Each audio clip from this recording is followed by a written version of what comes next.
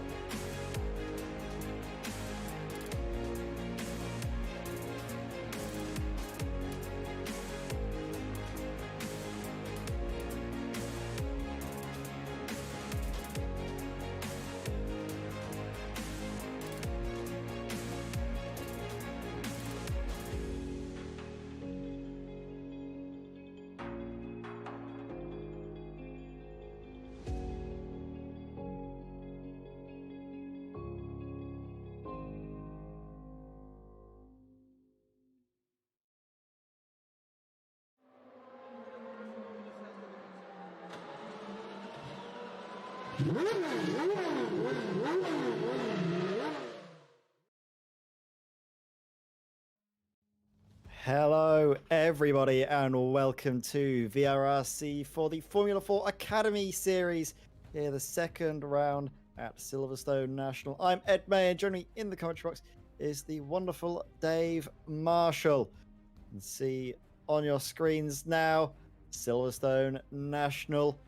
Down the old start finish straight into Cop's first corner, then through Beckett's, Wellington straight, Brooklands, Luffield and Woodcote round out the lap. And last season, Dave, we saw some cracking battles here. I'm sure the Formula 4 will promise us even more excitement. You can actually see the lap record here was set in Formula 4, so we'll see if drivers can be able to change that. I believe it was I can't remember what the time was now. It's just vanished from us. I think it said a 56.3. Not sure if we'll be seeing those sorts of times because I believe the setups are fixed, not open, so the drivers won't be able to do little tweaks here and there. But aside from that, all of the action is going to be brilliant. That is for sure, Dave. Yeah, it is indeed. 56.4 is definitely going to be pushing it. I think if anyone can even break into a 56 here, that'll be a mighty effort.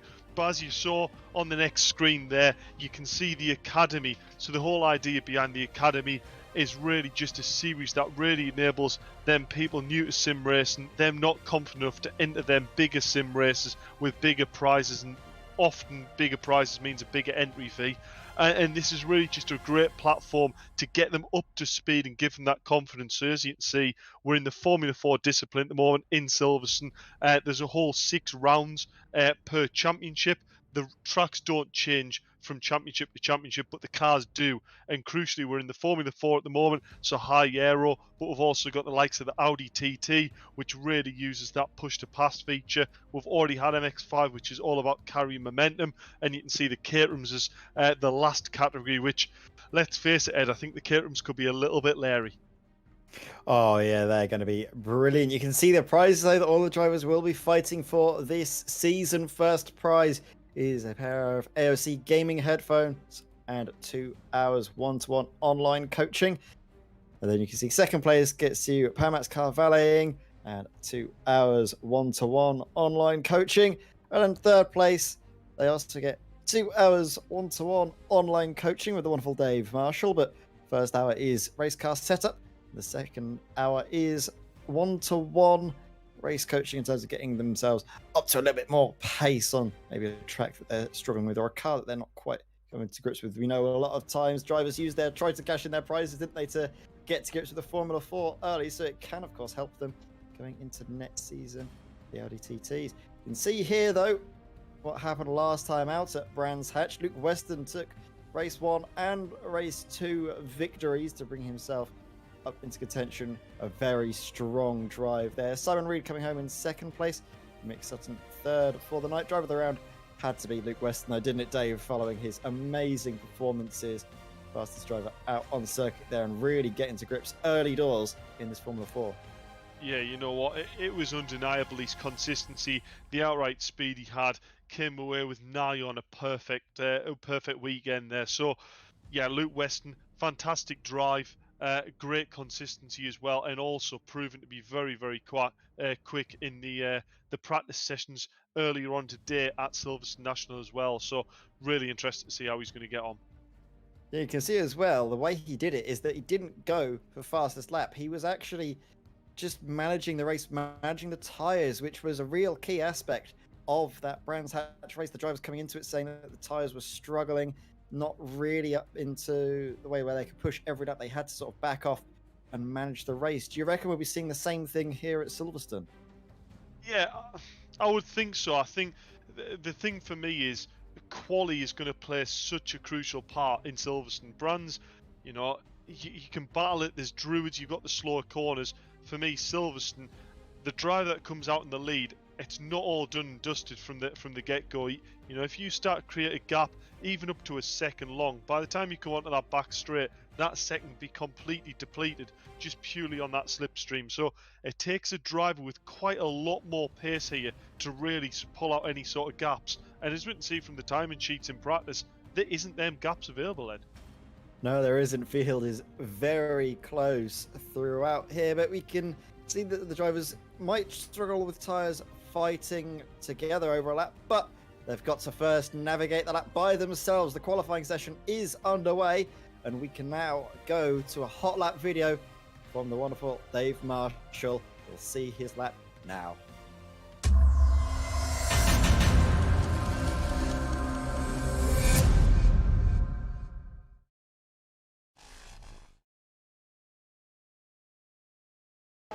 So here we are across the line at Silverstone National in the Formula 4, fifth gear through comps, turn 115 mile an hour. You have to be very brave to try and do an overtake through there in a race. Down towards Beckett, it's going to be third gear, braking nicely in a straight line, look for that apex point, pick up that throttle nice and early, make that exit as tight as possible without scrubbing speed. There's no need to run it all the way to the left, it's just make the track longer and costing you more time. Flat out down the Wellington straight, sixth gear, great opportunity for an overtake, especially with slipstream. Braking after that board on the right, so you can see really late on the brakes. Now, last corner, you want to get it down to second gear, but don't put it down too early, otherwise it's going to lock that back diff up and split you sideways. Get on the throttle nice and quickly on exit through Woodcote, nice and tight line, and head towards the finish line at the end of your lap. Tune in 7:15 on Monday nights on our Facebook and YouTube platforms on VRRC.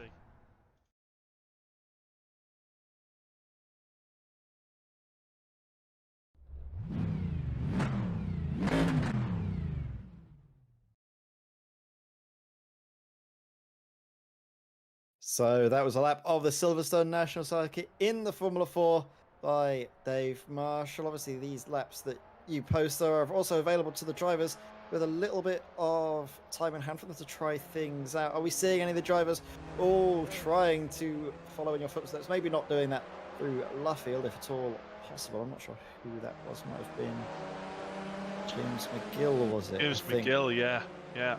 Yeah, so I think the thing I find that really relates to the drivers is just having the ability to find out what the actual maximum apex speed is that's possible. Some drivers find it slightly hard to find the absolute limit of the tyre. Some drivers aren't on, let's face it, good enough equipment to actually be able to feel that through the car. So being able to find out and see what the maximum speed potential is of a corner can really just give them the confidence to go, no, it is possible to do it, so that must be where the time is. And I've heard Mick Sutton say it, actually, he's a great example. And he just says, you know, winding too much lock-on is a common trait, and he found it really useful just to see how much input I was putting in the wheel. And you can learn so much just watching other drives, and that happens in the real world all the time as well. You'll notice, Ed, that drivers are always trying to get a hold of other drivers' data to watch hot laps, to watch their onboards and find out what other drivers are doing, even if they're not faster. Yeah, exactly. It's all about trying to figure out where you can make those tiny gains, see what other drivers are doing, and try and use that to your advantage. Motorsport, the margins are very close in every single series you come across. None the least here in the wonderful world of sim racing, where we do have, I suppose, easier access to all of that data and all of these little things that drivers can do. We see Simon Reed there, was on for a lap, but decided to come into the pits, opts for a fresh pair of boots. You do run through the times very quickly. It's only good for a couple of laps, maybe 2 or 3 flying laps from what I've heard the drivers telling me before the race has been underway. And after that point, you need to come in if you want to set any sort of quick lap time. But here we go, on board through with Luke Weston through Cox, and then making your way up towards Beckett's here. The tight right hand, you got to make sure the car's nice and straight before getting up, slow down, and then easing it into the corner, trying not to fight the car and exit. Stable on throttle, but getting it down early. You're obviously using that boost from the turbos, and then down Wellington straight into Brooklands and Luffield. Again, trying to open the corner out massively on the war end, but then he has to sort of trail it in, slow it down all the way through, cutting the corner nicely. You're definitely allowed to do that. Sim doesn't punish you too much. And then trying to get that later apex power nice and early, wide on the exit, using all of the circuit, trying to have as least amount of steering input as possible, not scrubbing the speed. And then across the line, what is this going to be for Luke Weston? can see Yeah, he does 57.1. improve there. 57.1. Good lap time that from Luke Weston. I don't really think we've seen many drivers going that quicker in practice. So we're going to have to see some big improvements from the likes of Simon Reed or even Akil Adibahai, because Akil coming into this was, I think, the second fastest driver on at least practice pace. Yeah, Akil is definitely another one to watch. But as I said, for me, it's really not a case of it all being down in qualifying, and this is definitely not what you need in qualifying. This is almost a racing scenario going on at the moment between Akil and James McGill. But Akil's going to use this lap, just get the tyres in, build into the lap, and then really push on the next lap. But as you can see, there's really not a lot separating the drivers at all here on this very short Silverstone National track, where the straight line potential of these cars is accelerated so much if you can get in behind one of them other cars to make that. Look at Simon Reed, might have traffic here. Yeah, so Simon Reed looking like he managed just about to get past Akil there, but who's this in front? I believe that's actually James McGill yet again. So actually, if Simon Reed can tuck in here, and if he hasn't lost any time, this is going to help him on the start finish line run. Ground coming through that final corner. Yeah, it's going to be a tricky one, this. But I noticed one of the things the drivers were really picking up on. So this is actually a bit of a nightmare here. There's a lot of traffic going on to try and get these hot laps in, and this is wasting quite a lot of time for them in qualifying here. But a lot of the drivers have actually watched a lot of Luke Weston's laps. So when you're in the pit lane, you can click on Luke Weston's name and watch what he's doing. And the big thing they've taken away from it is how smooth he is. The steering input he's got, how little input he has, and how he lets the speed roll into the corners. That's what they've all sort of taken away, and they're all starting to catch on now that that's what the key is for these Formula 4s to get the most out of that lap time. Yeah, you can see that on the lap we did on board with him, that there were no of those little micro corrections that you see the drivers doing, and every time you have to sort of adjust your steering input through the corner, that's a few hundredths gone, and all those can add up over the course of a lap time. Even if it is a sub 1 minute lap time here, those all add up. And on a championship which is as close as it is, you can see it's only 0.2 of a second between Luke Weston and Simon Reed. Not that big in the grand scheme of things, and if that's done over the course of a race distance, he's able to keep the tyres nicer as well by not having to sort of ask more of the tyres to keep it gripping up. He can just coast it in, keep it stable, and not only does he have faster lap times, but his tyre wear is less, and that allows him to do those faster lap times for longer. Yeah, I'm just watching here on board with Taylor O'Flanagan, and I think that was probably just a case of he's there or thereabouts on lap time, but I just feel like he's one of them drivers that's just going to get stronger and stronger throughout this meeting. He's got a lot of lap time potential in there, and he's a great driver behind the wheel, so he's one of them that we'll keep an eye out, but I reckon his lap times are going to come down and down. Mick Sutton, I was talking to him earlier, just says he's struggling a bit with this track. It's not that technical, it's all about them runouts, and he's put the hours in, he's put the laps in, but he's just not quite hooking this circuit up yet. He's not quite found the outright potential of what he can do. So Mick Sutton's another one that, after following a few cars here, and especially in the race trim, might be one of them drivers that really uses the race to push him forward. Yeah, we often find out that Mick Sutton might not have the pace of a one lap, but his racecraft, his just ability to make the moves count and race in a pack and start to put pressure on those in front.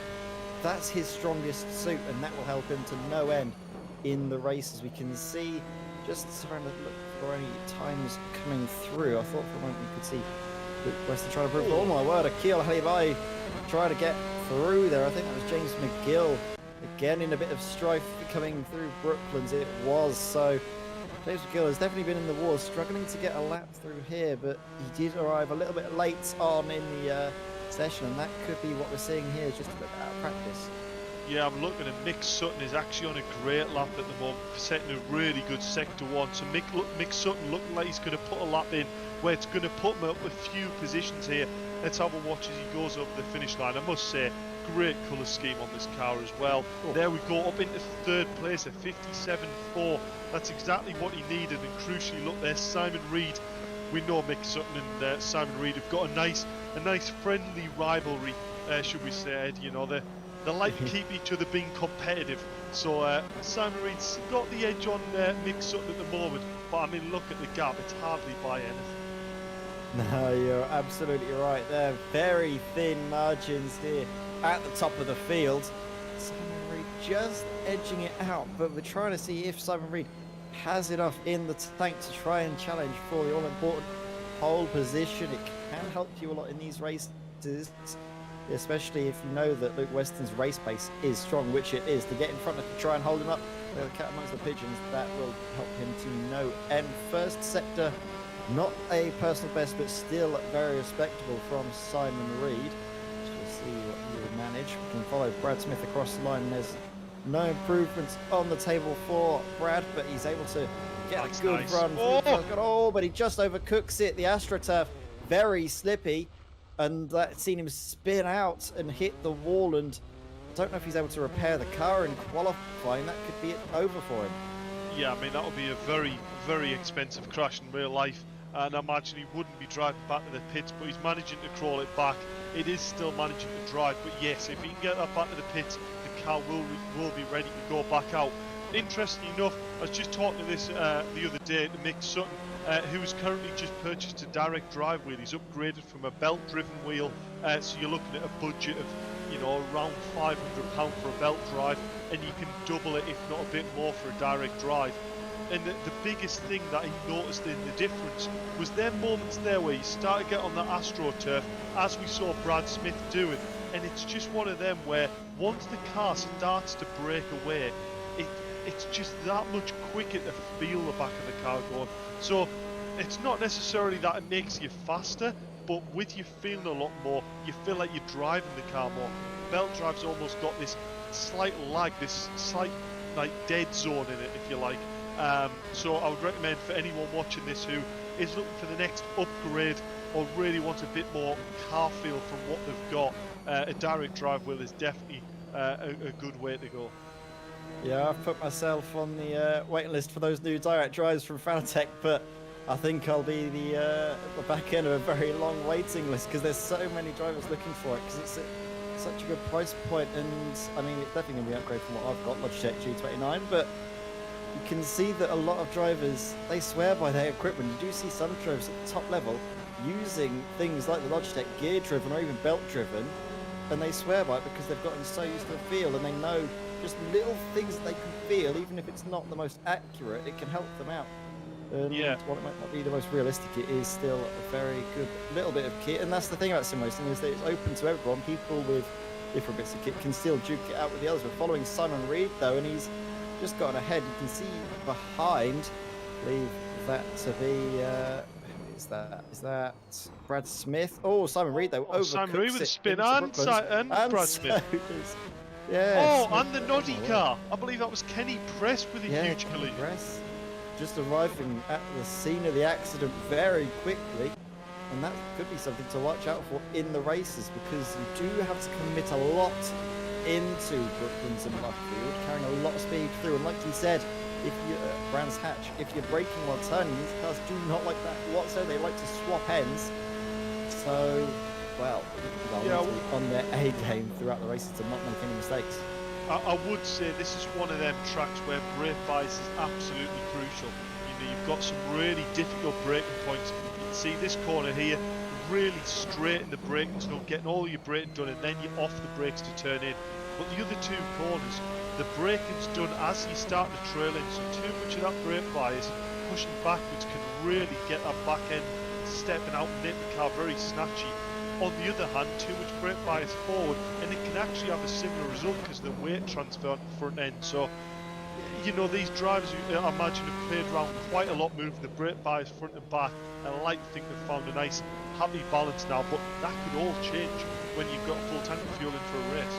I'll tell you what, I can't wait to see them go around Snetterton. You need to play with the brake bias so much through there, and that's going to be amazing, especially coming into Brundle and Nelson underneath the bridge and then through the final corner. That's going to be very tricky as well. You can see though, qualifying has come to an end and there doesn't seem to be anyone looking to challenge Luke Weston's pole position. Timer 57.123 is enough, as it seems at the moment, for Luke Weston. You can see though that Taylor O'Flanagan, late improvement up onto the front row, just moving down. Simon Reed into third. So Taylor, excellent stuff. But then Akil, to add insult to injury, bumps Simon Reed down into fourth. So second to fourth in the space of about 5 seconds from Simon Reed. But those two drivers left it very late. And the thinnest of margins separates Akil Alibai from the front row, 3 thousandths of a second shy of Taylor O'Flanagan. But what a qualifying session that was. Right at the end, the drivers improved, but not enough to dethrone Luke Weston. He's in here now to have a chat with Dave Marshall. Yeah, so we've got our pole sitter at the moment. Luke Weston did enough early on to really manage to put your stamp in qualifying, put a 57.1 in one of the fastest times we've seen of the session. That must be a great confidence boost going towards the race. Yeah, it's a good feeling. First pole with the VRRC, so I'm happy about that. Yeah, it was a good lap to start with. I went quicker in practice, but I was just struggling to find the time that I could have got even further ahead in quali. But it's nothing to be disappointed about, pole, so I'm happy with that. Yeah, I mean, actually quite surprising that it's your first VRRC pole, because of the amount of pace that you've shown at the likes of Brands and the other circuits that you've been to. So quite surprising that it's the first pole. But I mean, looking at it, and realistically, Silverstone Nationals, one of them tracks where this pole lap isn't necessarily everything. How worried are you about that slipstream, or do you think you managed to get a fast enough break ready to help yourself pull away? Yeah, of course, the slipstreams is definitely a concern when it comes to circuits with the long straights like this. But I reckon I'm sure if I can build the gap up before I get to the Wellington straight, I should hopefully have enough just to keep the others behind, and then building it from there. Well, I'm looking forward to seeing it, Luke. Hopefully that all goes to plan, and we're looking forward to seeing what you can do in race 1, and hopefully we'll be having a chat to you afterwards. Yeah, thank you. So that was pole sitter for the first race of the evening, Luke Weston. What a lap that was. He was able to withstand late charges from the back. Obviously, Taylor O'Flanagan doing very well to get onto the front row of the grid. Akil Alibai, it's going to be a question of what might have been for him, because it was so close to that front row start. But we're going to go now, I think, for a quick ad break. And when we come back, the races are going to get underway.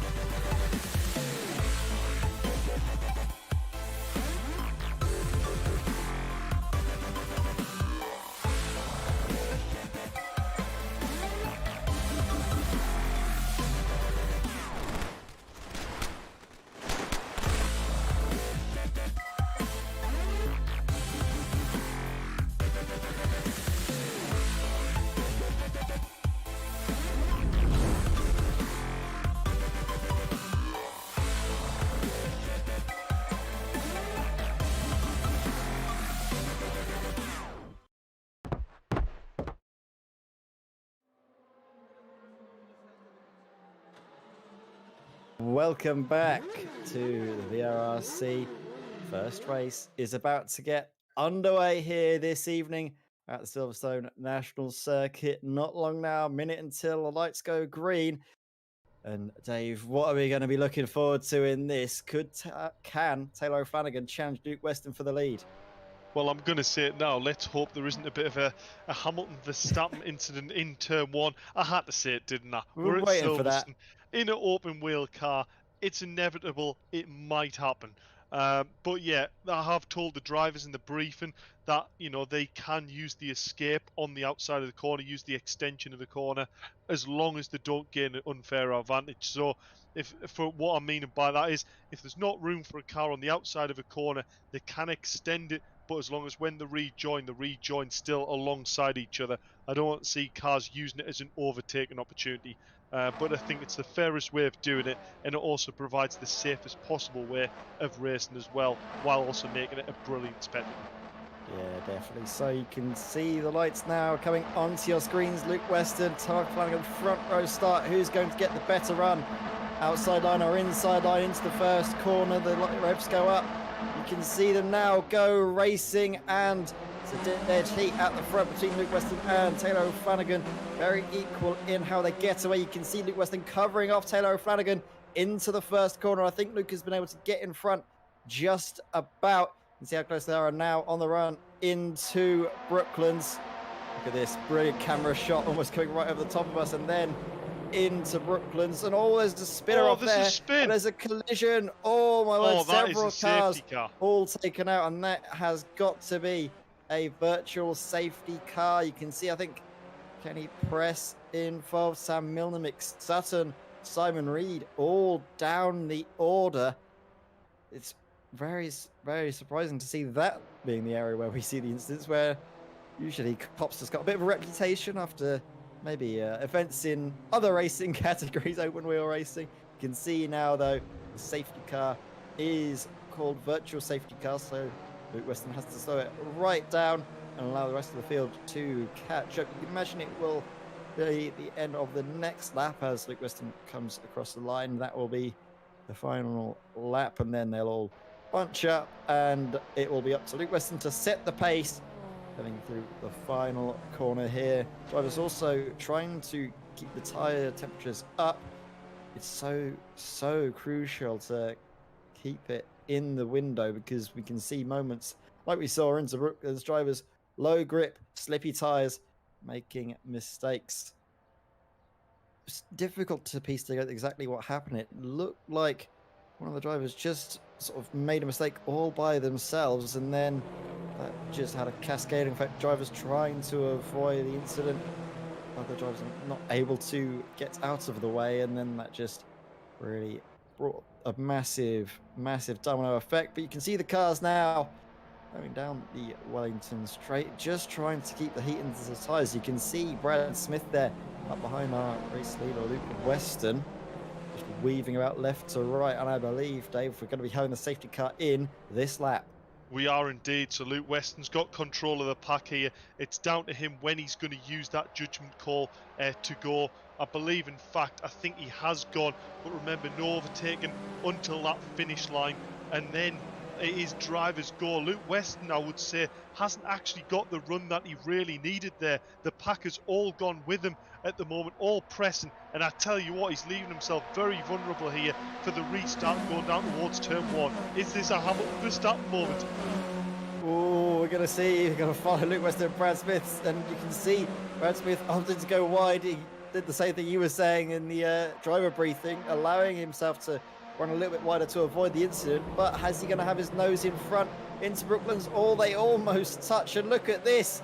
Is that Taylor O'Flanagan coming through into the lead of the race? I think it is. You know, he slings it down the inside into Brooklands, but they're going to be going three side.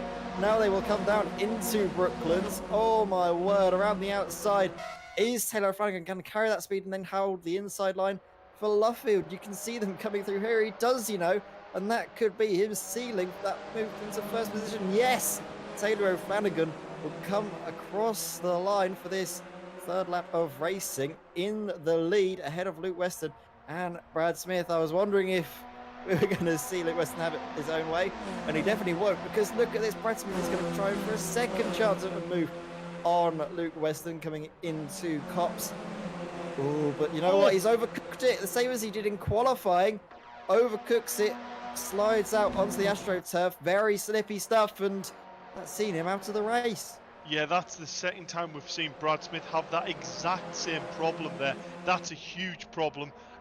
Going there, I mean, that's going to be hard for him to catch up any sort of advantage there. But Luke Weston, right behind Taylor O'Flanagan here, both defending the inside line, going down towards the left-hander.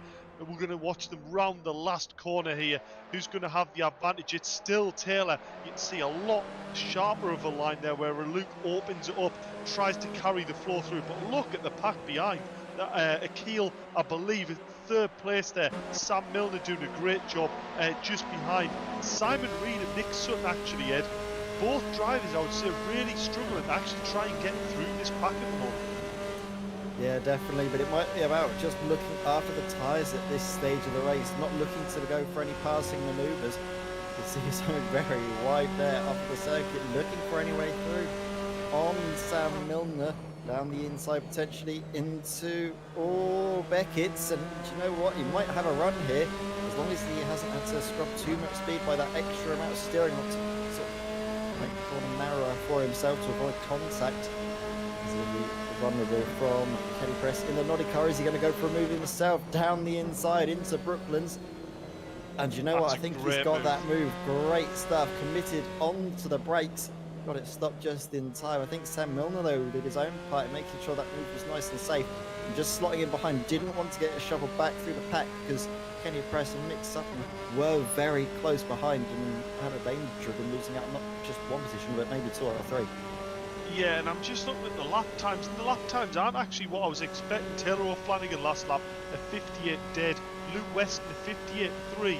So I don't know whether this is the tyres haven't quite switched on after the safety car, or whether the cars maybe have a slight bit of damage that's really hindering the straight line performance here. But the lap times aren't maybe what I would expect them to be on.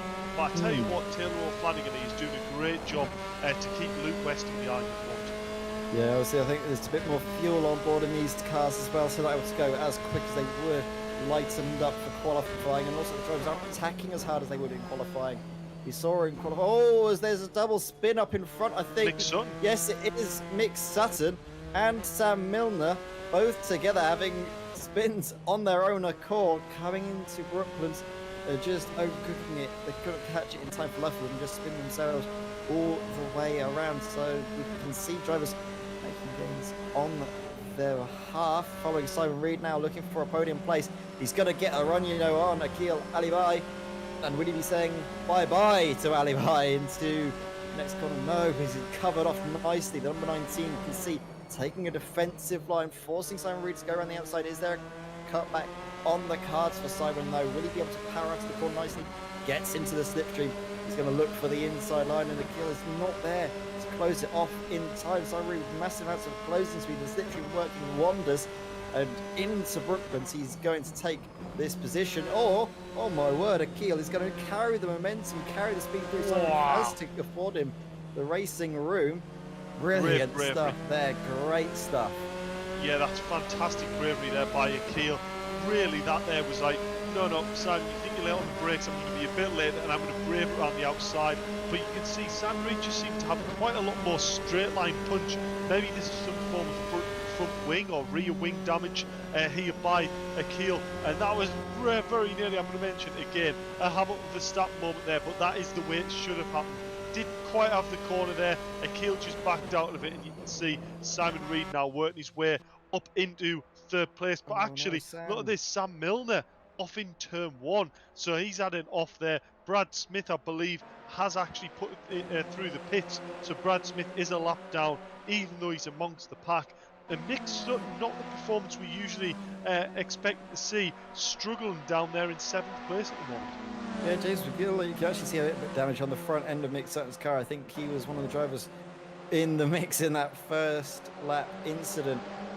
Not looking too pretty for Mick at the moment, but he's able to, just about, you can also see some sort of scuffs on the rear wing, which shows that there's damage all around on that car across the sim. Doesn't not damage exactly like it'd be in real life, but you can sort of pick up here and there where the drivers are losing that performance. Just little nicks in here and there that show a bigger picture, I think, in terms of the damage.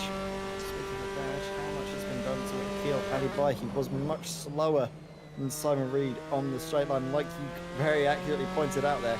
Could be down to some sort of damage on his car. Yeah, it could indeed. I'm just keeping an eye on the timing sheet. It looks like Luke West isn't really managing to really make any sort of hay on Taylor O'Flanagan here. He's sort of just lacking that little bit more punch to manage to get through. But he's sat in that slipstream. This can play two ways. Actually, Keel, a huge snap of oversteer there, and actually very lucky there with a wheel-to-wheel, that it's actual tyre contact there with Kenny Press. So very, very lucky not to sustain some serious damage there. But I tell you what, Kenny Press yet again an impressive drive up into 4th place. Yeah, he seems very consistent in the races. Not too often we have an incident there as Akil runs very wide through the corner there and making the move back on Kenny Press. I'm not sure if that was within the track limits or not. You can see him though coming out of a very tight right-hander that is so crucial to get right, because you've got this long straight into the overtaking positions of Brooklands and Luffield. Yeah, exactly that. And yeah, as I said before, just still keeping an eye on this battle between Luke Weston and Taylor O'Flanagan. He looks a little bit closer now on the timing sheets as he's about to come across the line. Sam Milner, on the other hand, look at this, looking for a move on James McGill. James McGill, one of them drivers who just decides probably the night of the race, goes, you know what, I fancy a go of this, I'm going to jump in. And actually, to be fair, driving very, very well indeed, Ed. Oh, look at this between Kenny Press and Akil. This is going to be side by side through turn 1. Kenny Press is actually still not side by side, hasn't got the job done yet. Oh, Mick Sutton with a huge spin through turn 1. Hopefully he can get that out the way of the cars. That is brilliant to see. Mick Sutton there rolling off the brakes, allowing the car to roll across the track. He could have very easily just mashed on the brakes there, stopped at mid-corner and made it very hard for the cars to come around the corner. That's really good to see.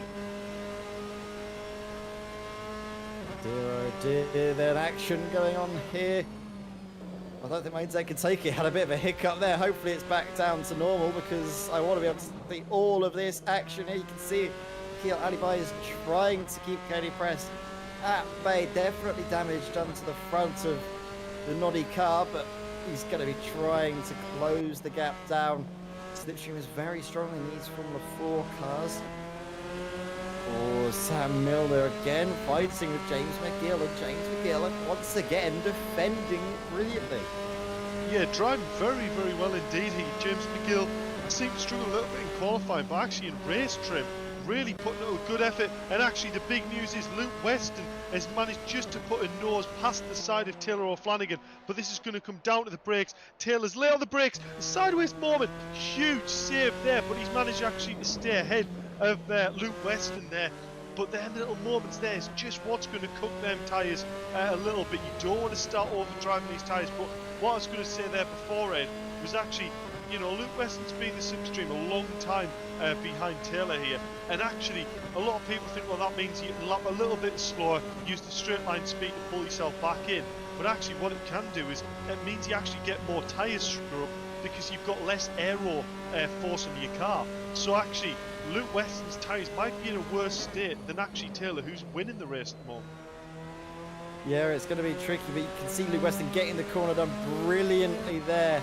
Going through Beckett's and now on to the Wellington straight. He's going to be forced to go around the outside. You can see that Taylor Flanagan is not putting in any track space, so it's up to Luke Weston to be later on the brakes and sweep the car around, carry the momentum through. As long as he can get the inside for Luffield, he will be in with a great chance, but he isn't able to do it.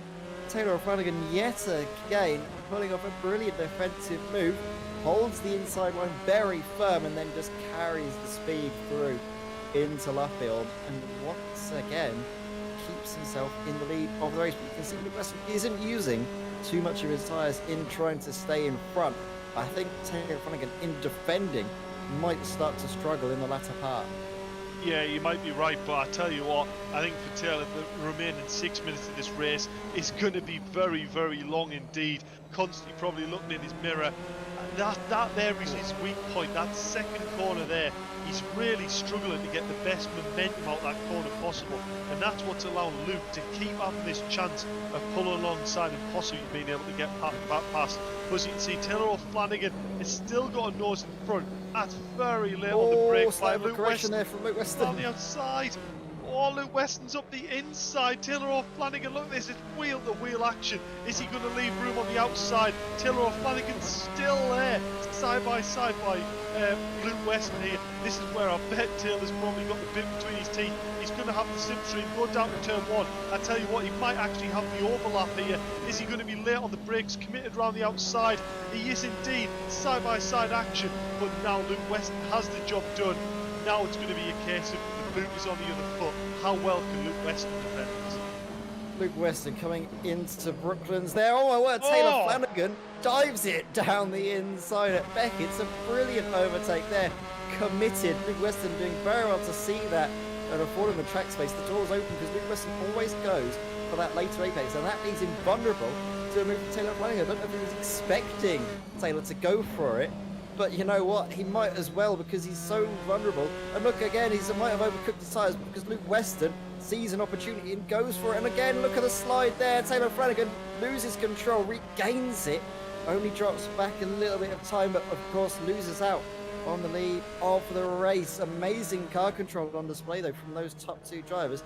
And throughout all of this, we've been missing on a fight between these 2, and oh my word, there's contact there. Kenny Press gets it all wrong, and then Akil Alibi can't hold the car.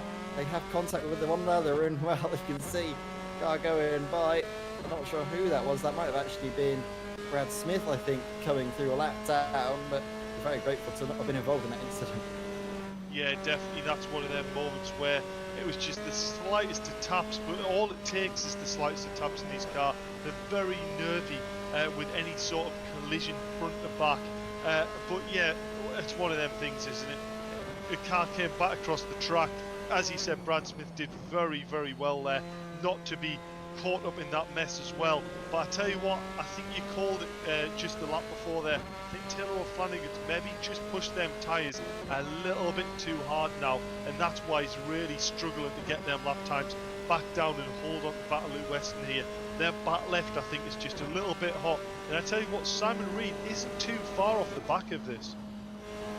No, absolutely. So Simon Reed, you always know how good he is at nursing the car and looking after the tyres. We saw it last time out. He was able to get some good results just on keeping the car nice and stable. Obviously didn't have the out and out lap over lap pace that we saw from Luke Weston, but by being consistent, he scored some very good points for himself. Taylor Flanagan might start to look more at what's behind him rather than the race up in front from what you mentioned, those tyres just being a little bit too overcooked. Press and Akil Alibi, no love lost between these 2, battling all the way through the race. They'll probably be sick of the sides of each other after tonight, but they're going to have to keep racing together for the next 2.5 minutes, maybe even more. You can see that the steering is not straight on that car. Alibi struggling here with some definite damage, but doing brilliantly to be so high up and to nurse it through, because these cars, how sensitive they are on the brakes. The fact that the car is not steering straight, it must be so difficult to look at. Yeah, to me it actually looks like he's really struggling to get the car rotating right. The left doesn't seem too difficult, but to try and get the car to turn right seems a little bit of a problem, which obviously at Silverstone National there's only one left-hander, so Akil has got a real difficult job on his hands.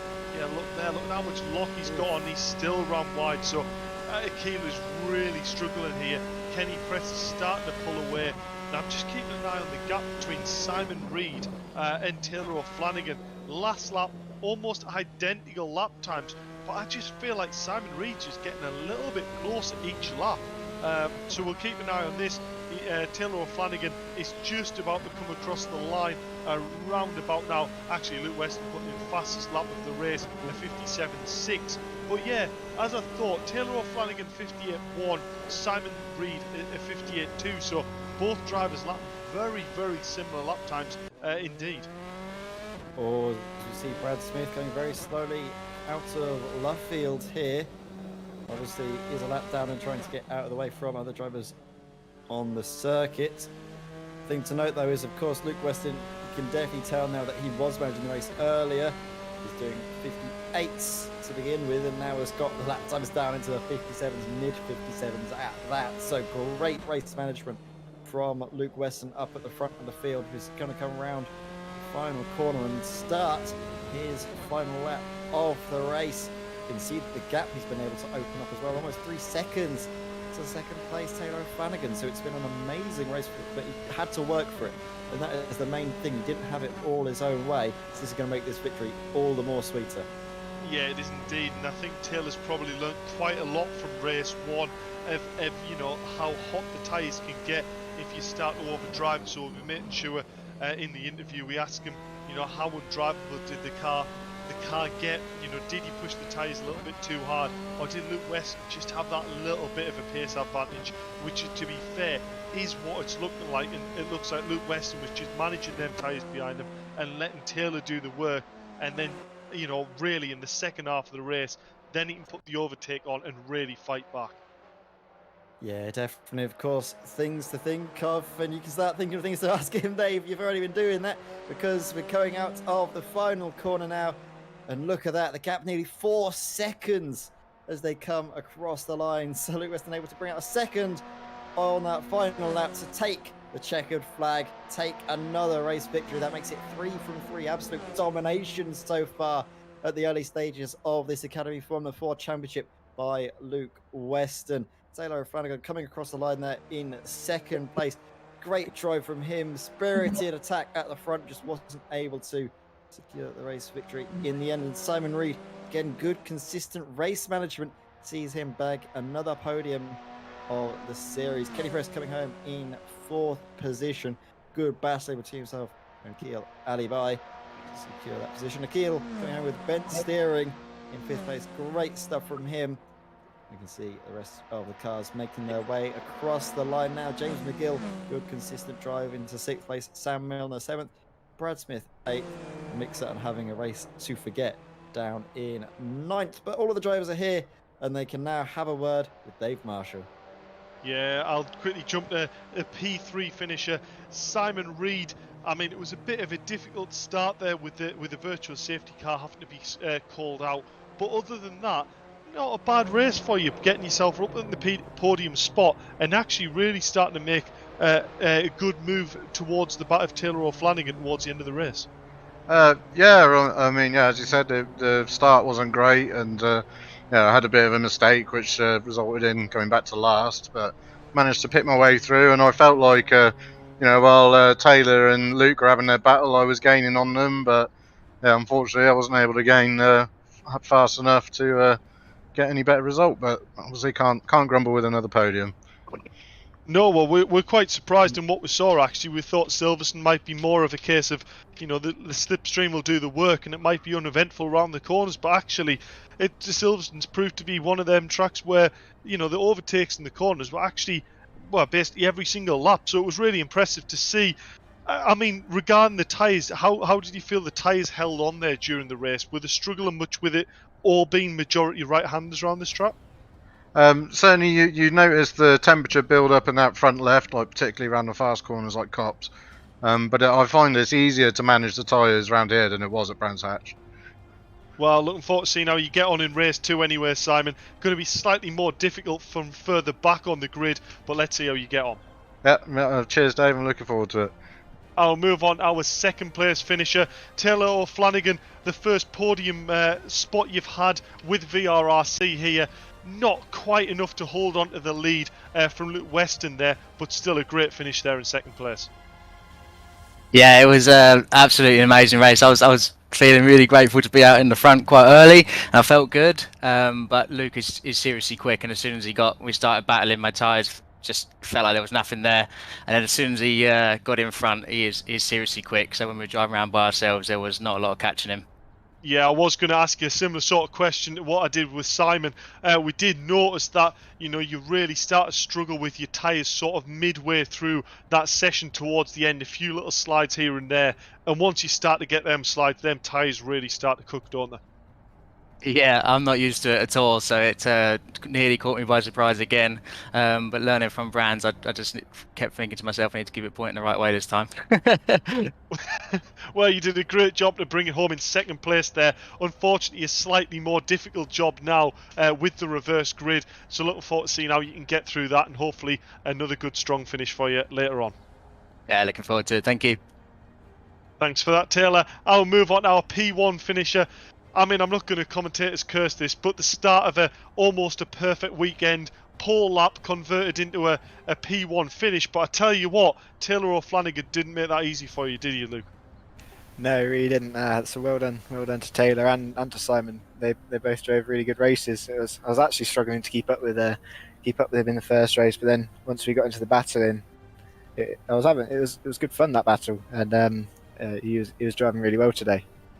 Yeah, it looked like there was a lot of racing respect there. No collisions between either you or Taylor. Just good hard racing, but we were going to see an F1 battle develop there into turn 1. But fair play, the racing was clean.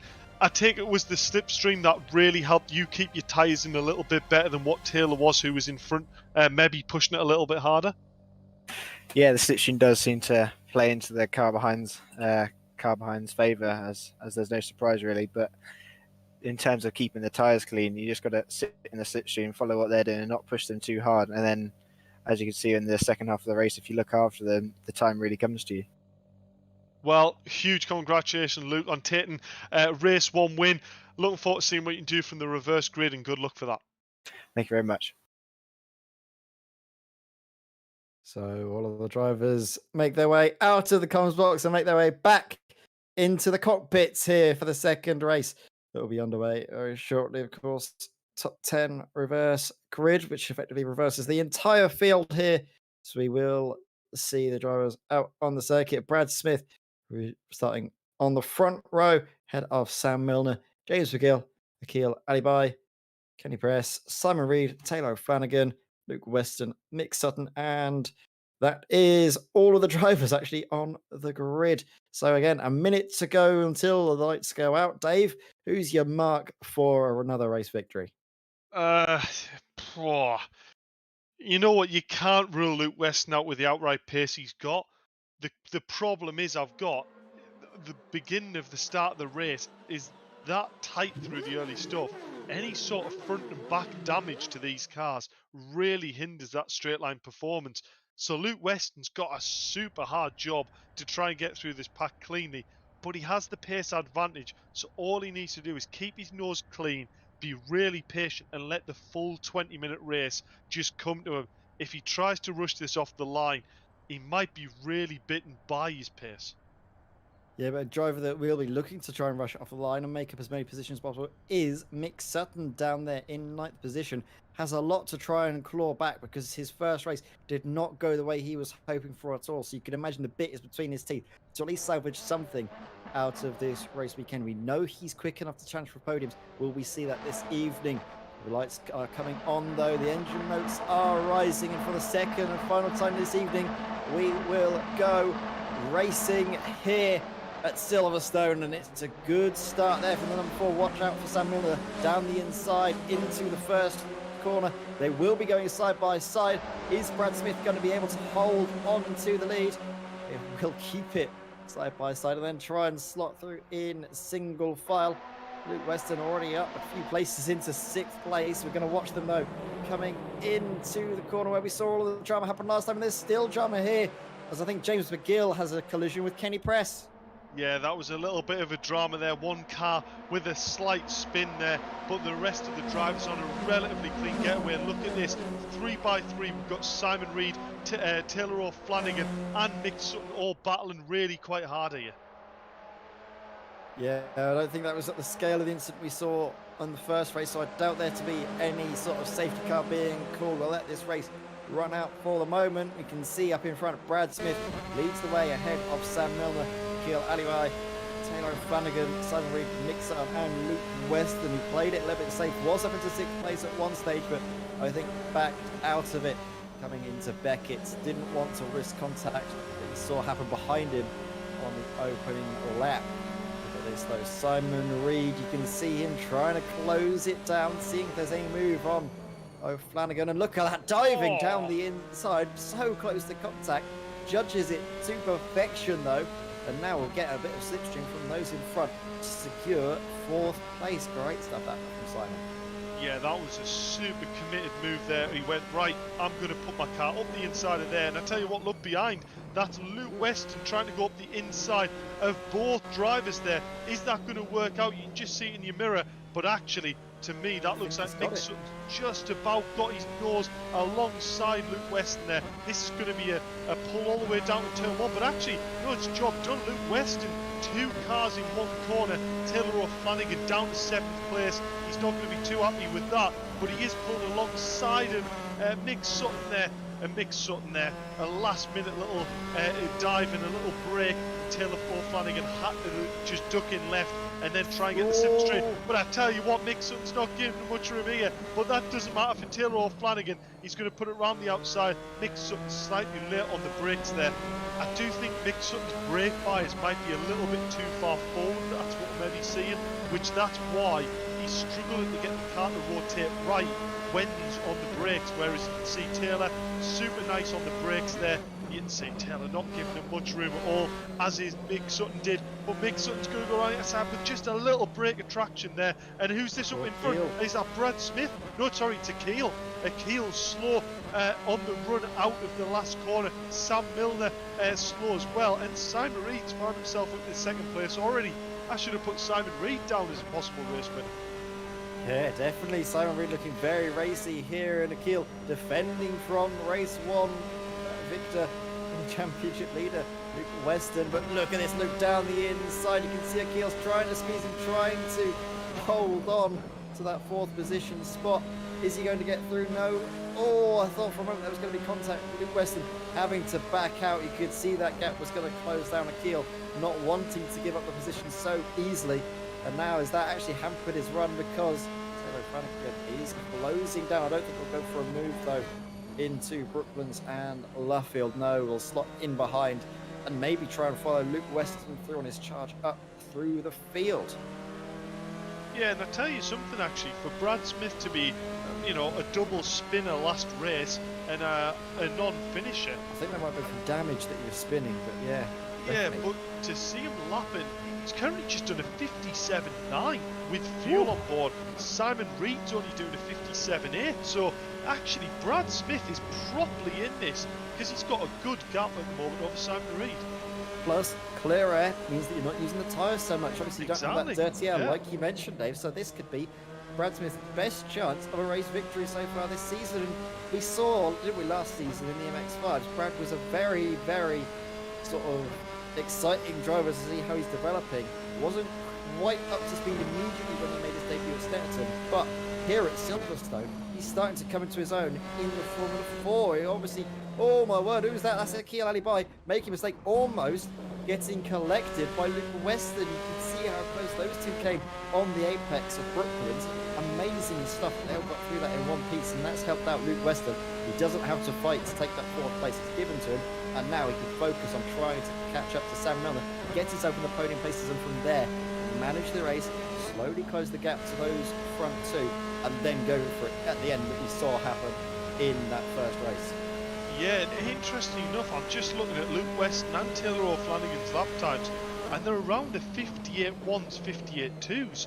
So I don't know whether this is a case maybe they're looking after the tyres, just making sure they're not over driving it. But the likes of Brad and Simon Reed at the front, the last laps out were both sub 57.8. So you know what? Actually, Brad Smith and Simon Reed doing a very impressive job here.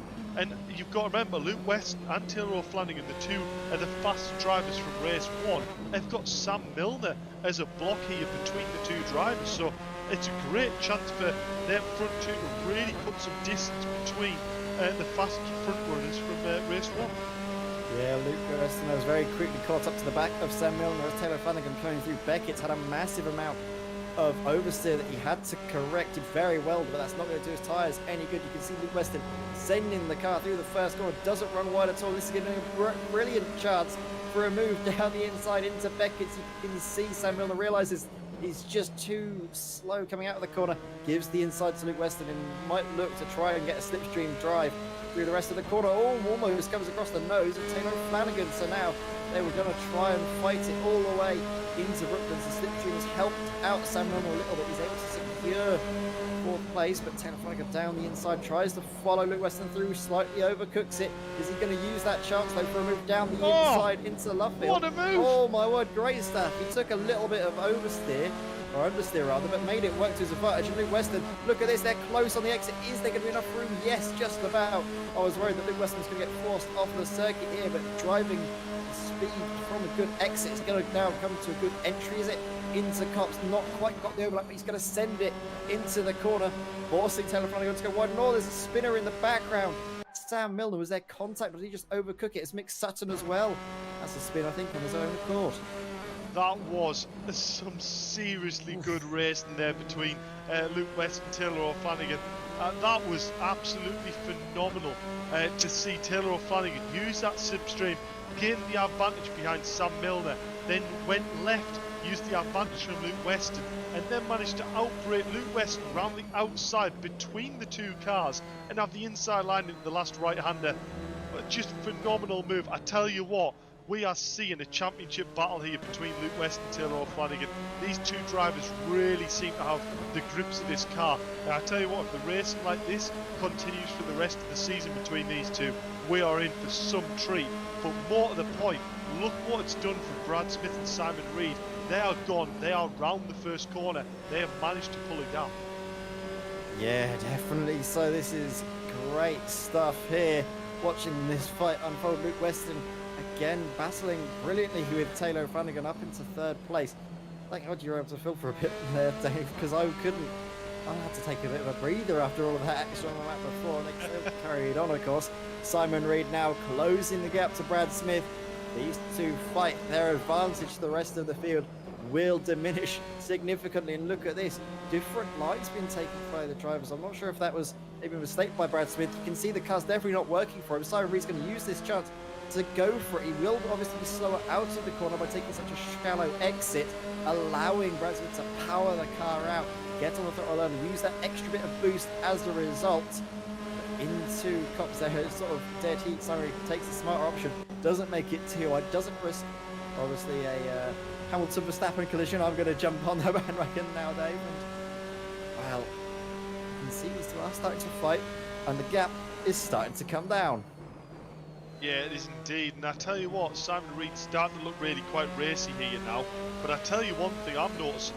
I think it's probably a case of these are starting to battle a little bit too hard now, and that gap between third and fourth is starting to come down as well. So this is going to be really interesting to see. And I think it could end up with a last lap shootout here between all four drivers if it continues.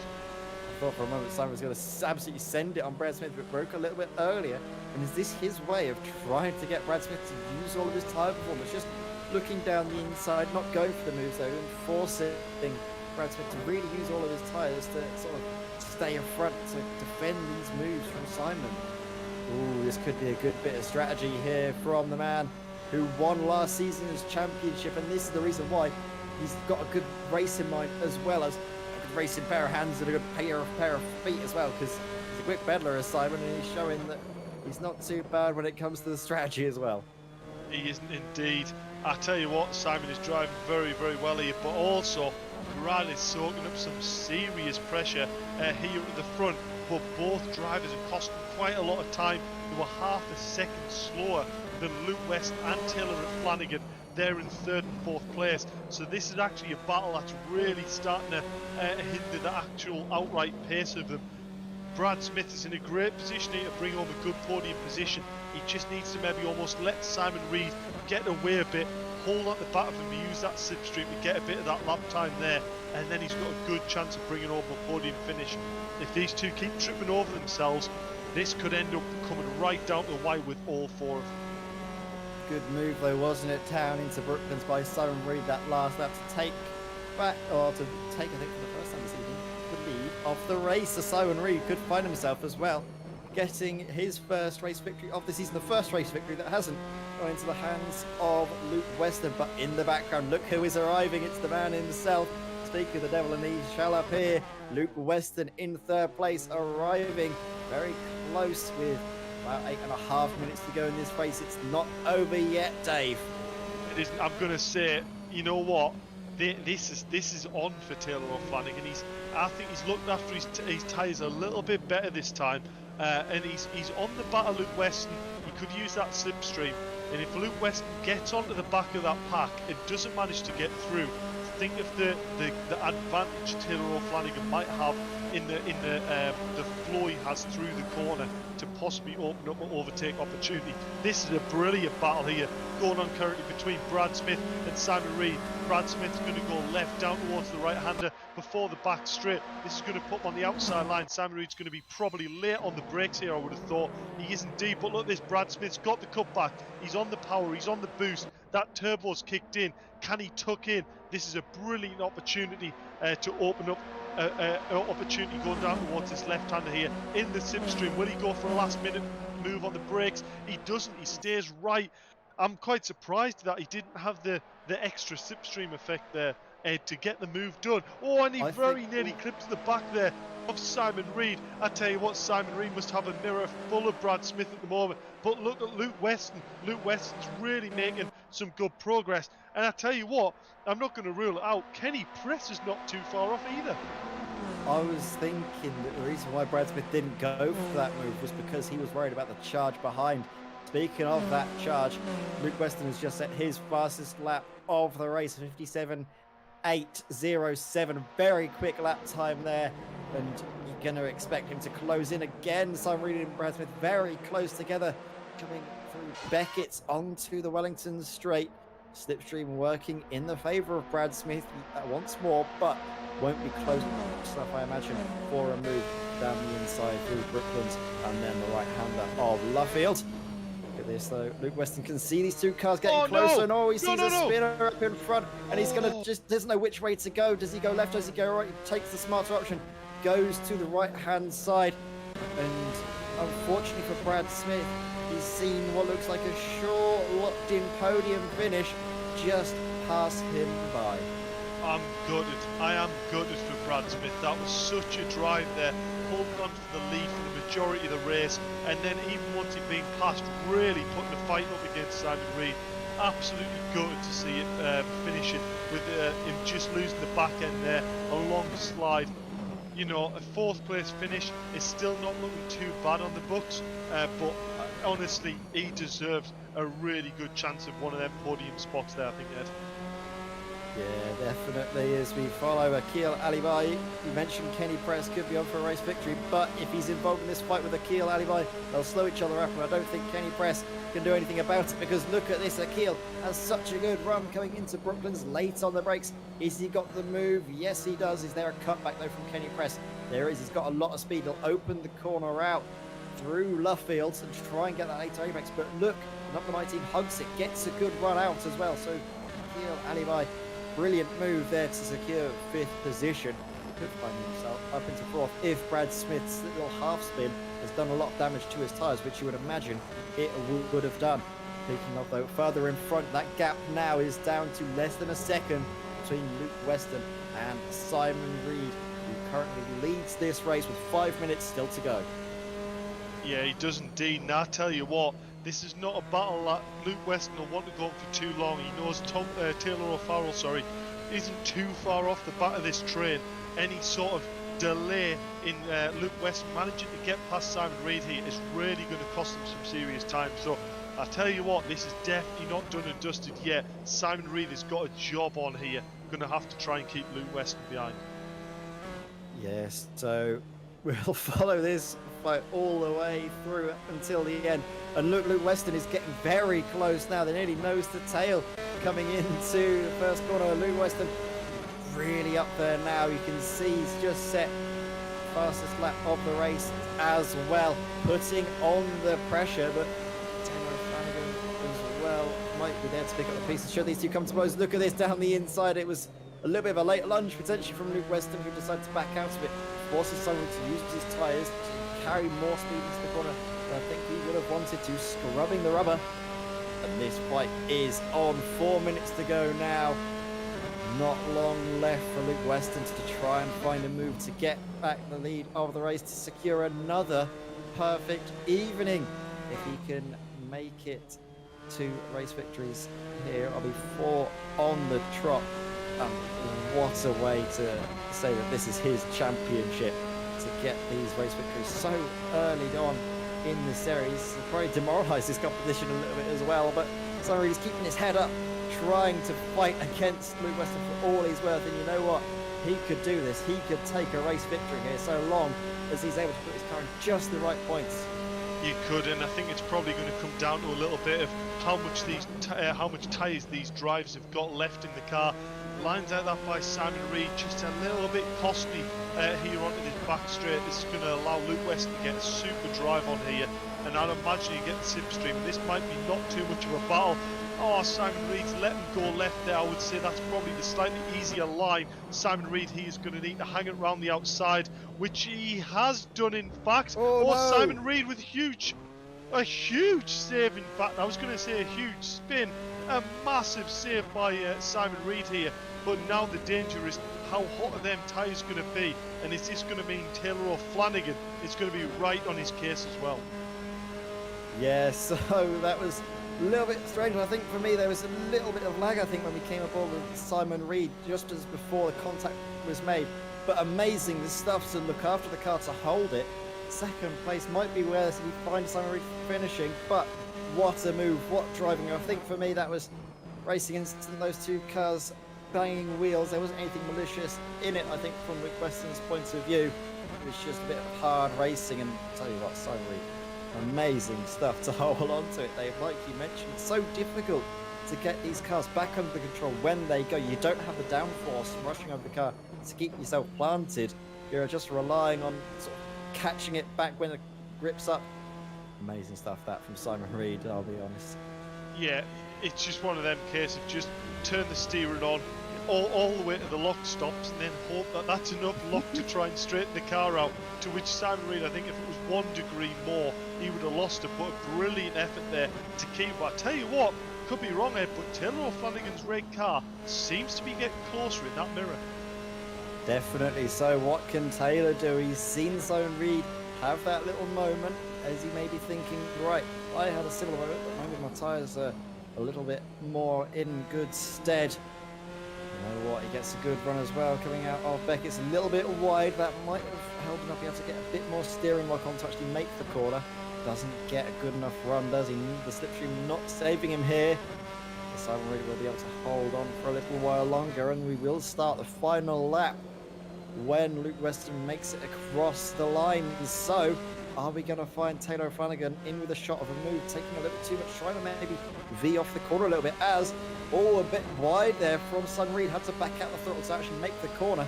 And now Taylor O'Flanagan can see the gap closing down. He can see Simon Reed is feeding the pressure. Oh, this is it. This is the last lap shootout between Taylor O'Flanagan and Simon Reed. Simon Reed's going to open the corner up a little bit for himself. Oh! Taylor O'Flanagan with a huge snap of oversteer just onto that AstroTurf. Hopefully he can get this back on the road and rolling, but unfortunately there's a few positions gone by. Simon Reed soaked up the pressure there. That was going to be an unreal last lap shootout. That is such a shame for Taylor O'Flanagan there. But Luke Weston, can you fault his drive from the back all the way to the front? Phenomenal drive out there.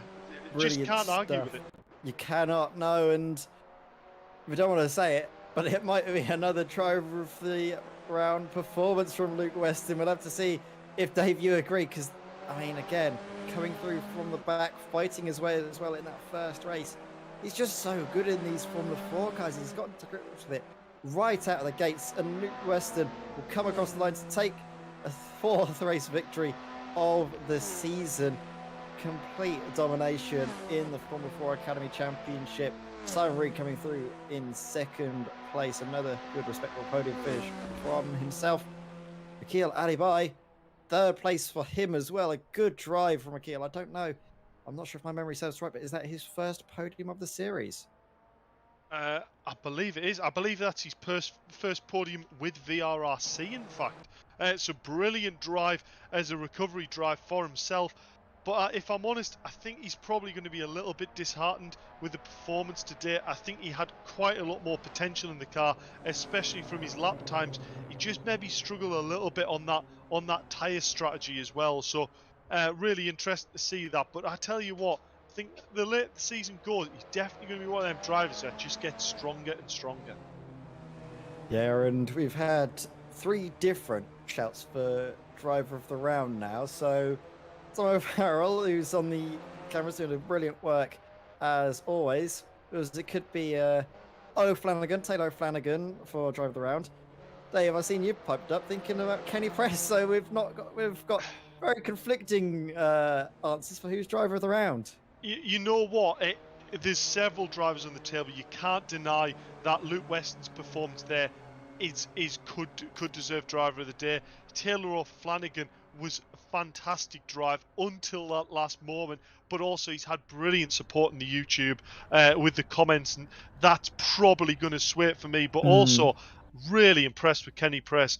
2 really good standout performances, bringing home some solid points. And I think it's a driver that definitely, the later this season goes as well, he's just going to start to get grips more and more with it. And I think he's found a car he's really getting on with here.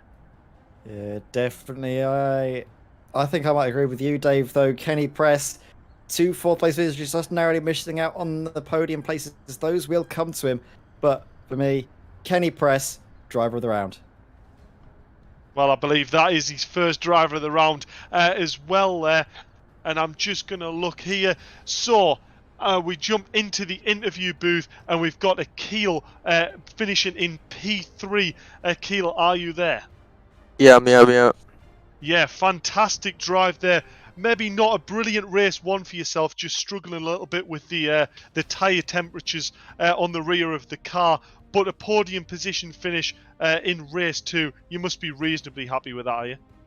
Yeah, I'm really happy about that. Unfortunately, while I was running in P2 after, I think, a fairly good overtake, I came around the corner, I made a little bit of a mistake, and obviously went in the wrong direction, and that put me right at the back. And then I had to fight my way all the way from, I think, 8th position back into the podium position. But with all the crashes that happened and putting in some decent laps, I managed to get a podium position.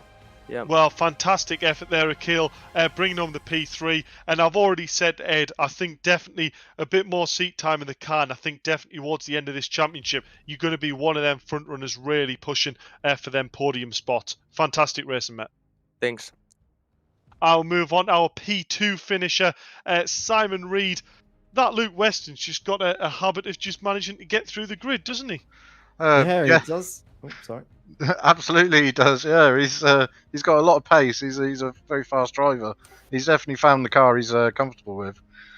Yeah, I mean, Silverstone really proving a bit of a track that's actually had quite a lot of action for its simplicity. I mean, it's probably a case of one of the tightest tracks for lap times we've seen. Did you find that when you were actually racing out there? Was it all about the slipstream and the racecraft between sort of who's going to have the advantage at the end of the straight, or was it one where you could actually defend it a little more than you initially thought? Certainly, the slipstream was playing a big part of it down the end of the down at the end of the straight. But it is still possible to defend where you can, and I think I did a good job of defending while I could, but just Luca just has got the speed to get round me. Well, fantastic job bringing it home in P2, Simon. You never know, you might get a P1 in this car in the remaining rounds. You do seem to have a good bit of speed coming your way now. But we'll move on to our P1 finisher. Luke Weston, a perfect weekend, a pole position and 2 wins. I mean, you can't be happier, can you? No, I'm chuffed for that. I gave it everything in that second race. On the first lap, when I was caught up in a bit of a mess at Maggots, I ran across the grass and I thought I sort of lost hope, but I kept my head up, and the slipstream really helped me get back through the pack. And I tell you what, I think you'll agree, Silverstone Nationals proved some absolutely fantastic racing in these cars. Some of the best racing I've seen in open wheelers on a sim gone on between particularly you and Taylor O'Flanagan there. Yeah, well done to Taylor. He was having a properly good battle with him. I was properly enjoying it, but it has seemed to prove to be a really good circuit for cars like this, and when it comes to racing. Well, huge congratulations, Luke, on taking the perfect weekend. I'm going to say it. I think you managed to also secure the fastest lap in that race, but I'm not 100% sure there. Taylor also was very, very quick, especially towards the end of that race. Huge congratulations. Looking forward to seeing if you can increase your championship advantage going into the second round. And I'll give you a chance to give a shout out to anyone who's watching the stream, actually, because I noticed you've got a few supporters as well. Yeah, thank you. Well, firstly, I just wanted to say that my thoughts are with the family of the marshal who sadly lost their life at Brands at the weekend. It's horrible, really horrible thing to happen. But yes, not really sure what else to say. I don't really have anything else to say.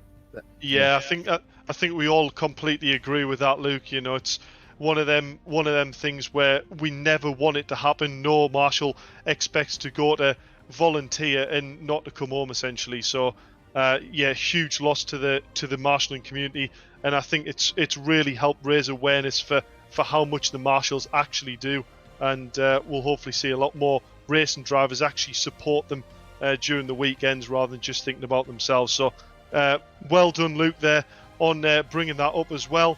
Very, very sad loss, and a huge congratulations on taking the double win and a pole lap, and looking forward to seeing how you go the following round out. yeah, thank you very much, guys. So we come to the end of the driver interviews, but all of us echo the sentiments there. It's been a sad weekend of motorsport here, obviously with the loss of Marshall, but it just shows that the outpouring of support for the Orange Army has been absolutely amazing, hasn't it, Dave? And of course, all of us here at VRRC, sort of our thoughts are definitely with the family at this time, and hopefully that they're given the privacy and also the time in this sort of day and age where everything is on social media. They can just have time to reflect on the loss of what has been a man who's probably absolutely loved motorsport, and such a shame that we've lost someone who's been the heart and soul of the UK motorsport scene. Yeah, and actually, I believe Tom might be able to. No, it's probably actually a bit late to do that. But I was going to say there's definitely a fundraiser somewhere online. So if you search the Orange Army regarding the fundraiser for the marshal who's lost his life, there's a GoFundMe page there for his family and friends as well. So there's a link on our social media. I've just been told by our director there. Cheers for that, Tom. So if you want to go and donate and pay a bit of tribute, then the donation's there as well. So yeah, our thoughts are with him. Yeah, what a race that was, wasn't it? It's Silverstone. It's really provided some brilliant action, and actually, for me, it's really let a few drivers shine a little bit of what they can do, and might actually mean this championship's not going to go necessarily the way we thought. Taylor O'Flanagan really bringing himself in that picture eight and seeing fourth place, 48 points. Kenny Press, our driver of the round, and that is why a double fourth place here. I believe he was a double fourth last time out as well, or maybe a third and fourth last time out. He's currently sat third place in the championship. What a stellar drive from him. Yeah, and that's probably the reason why we've given him driver of the round, because he's just so consistent, so quick.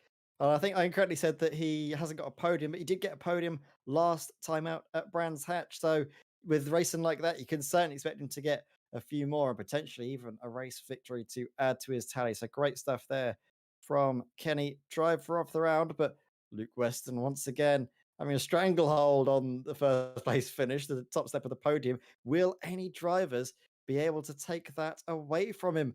Well, you'll have to stay tuned, I believe, to VRRC for in a week's time. The action carries on. But from myself, Dave Marshall, that is all the time we have for this evening. It's goodbye. Take care and stay safe.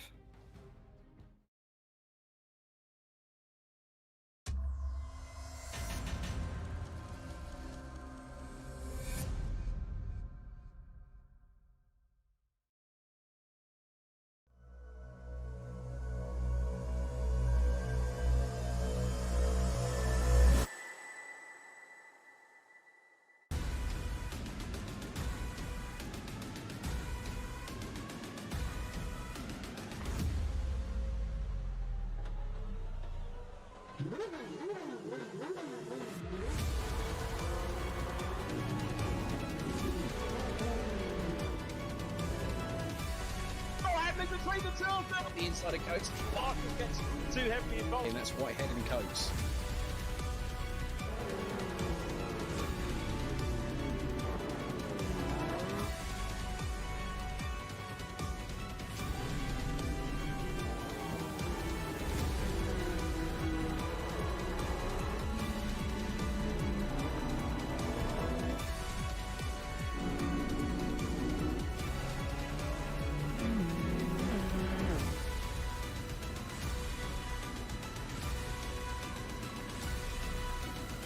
Woo!